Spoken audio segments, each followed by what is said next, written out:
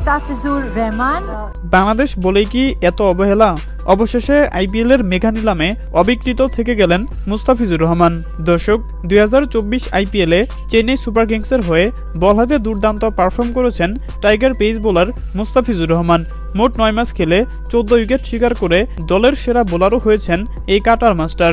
আর তাই তো সবাই ভেবে নিয়েছিল 2025 আইপিএলে মুস্তাফিজকে দলে ফেরাতে আগ্রহ প্রকাশ করবে বেশ কয়েকটি ফ্র্যাঞ্চাইজি। নিলামের প্রথম দিনে বাংলাদেশি কোনো খেলোয়াড়ের নাম না উঠলেও দ্বিতীয় দিনে সবার আগে নাম ওঠে মুস্তাফিজের।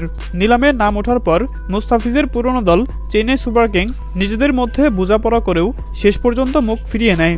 এরপর দিল্লি ক্যাপিটালস কিংবা সানরাইজার্স হায়দ্রাবাদ মুস্তাফিজকে দলে ফেরাতে আগ্রহ প্রকাশ করেনি, যার ফলে নিলামে অবিকৃত থেকে যান এই টাইগার পেস বোলার।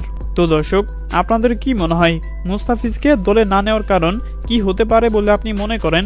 জানিয়ে দিন আপনাদের গুরুত্বপূর্ণ মতামত আমাদের কমেন্ট বক্সে। ধন্যবাদ।